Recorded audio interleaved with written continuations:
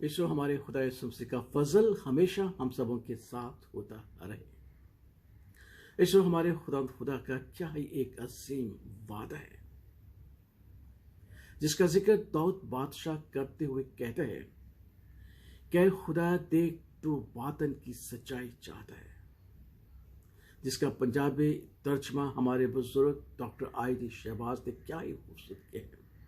वे खुदा तो दिल दी चाहता है सच्चाई, वे खुदा तो दिल दी चाहता है सच्चाई। जो बेशक खुदावंत हमारे दिल की सच्चाई चाहता है, हमारे दिल की पाक हालत चाहता है और हमारी नेक नियति को पसंद करता है।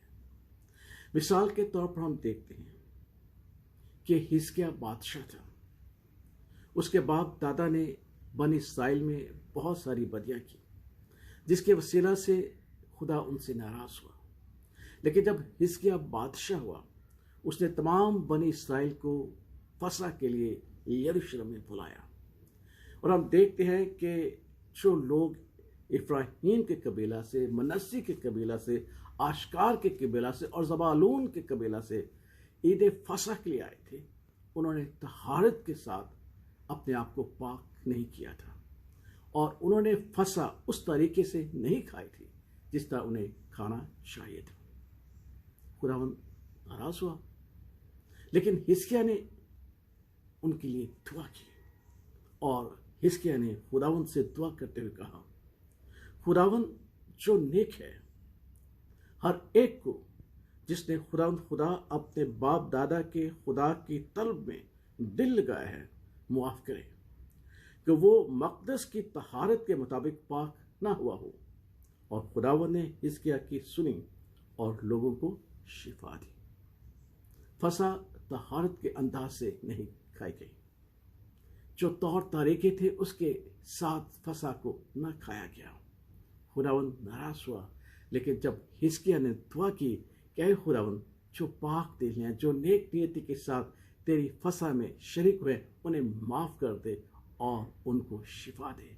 और खुदावंद ने इस बात को पसंद किया और उन तमाम लोगों को जिन्होंने बेशक तहारत के जरिए फसह नहीं खाई, लेकिन नेक नियति और खुदा के तालिब होकर फसह खाई, शिफा और तंदुरुस्ती अता की।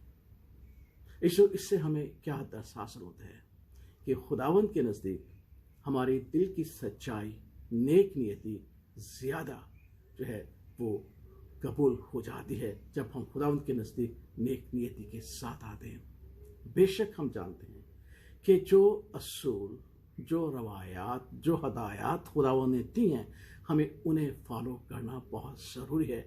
हम उनसे भाग नहीं सकते, क्योंकि हम देखते हैं कि मनस्सी के कबीला ने, इफ्राहीम के कबीला ने, ज़बालून के कबीला ने उन बातों का लिहाज नहीं रखा था और वो पाक नहीं हुए थे, तो भी उन्होंने फसह खाया। लेकिन खुदावंद ने उनके दिल की तब्दीली और नीयत को देखकर उन्हें माफ़ कर दिया था।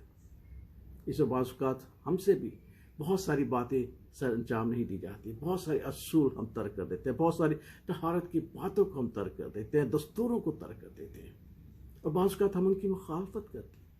लेकिन याद रखिएगा कि अगर हम दिल की सफाई के साथ, बातन की सच्चाई के साथ खुदावंद के साथ जाएंगे और माफ़ी मांगेंगे, तो खुदावंद हमें माफ़ कर देगा, क्योंकि वो नहायत रहीम और मेहरबान है। हमारे दिल की सच्चाई चाहते हैं। और फिर एक खूबसूरत बात हम देखते हैं, खुदा यीशु मसीह जब सलीब पर थे, एक डाकू उन्हें लान तान कर, लेकिन दूसरे दिल की सफाई के साथ कहा, ऐ खुदावंद, जब तू अपनी बादशाही में जाए तो मुझे याद रखना। वो खुदावंद का तालिब हुआ, खुदा बाप, खुदा बेटे, खुदा उसका तालिब हुआ और खुदावंद ने उसकी नेक नीति और साफ दिली को देखते हुए कहा कि मैं तुझसे सच कहता हूं कि तू आज ही मेरे साथ फर्दोस होगा।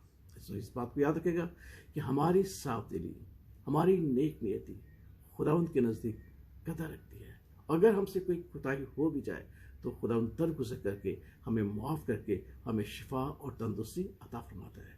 आइए, अगर कहीं हमसे भूल चूक हो जाती है, हम उन दस्तूरों और तहारतों को याद नहीं रखते, लेकिन अगर हम साफ दिल के साथ खुदावंद के हज़ूर जाएंगे तो हमें माफ़ करेगा और हमें शिफा देगा और हमें बहाल करके तंदुरुस्ती अता करेगा, जिस तरह उसने इफ्राहीम, मनस्सी और ज़बालून और दूसरे कबीले को, आशकार कबीले को शिफा तंदुरुस्ती दी और और जिस तरह उसने उस डाकू को शिफा दी, और जिस तरह उस मुसरफ बेटे ने अपनी जो जिस्मानी सूरत बिगड़ी हुई थी लेकिन दिल की नीयत साफ थी, खुदा बाप ने उसे माफ़ कर दिया।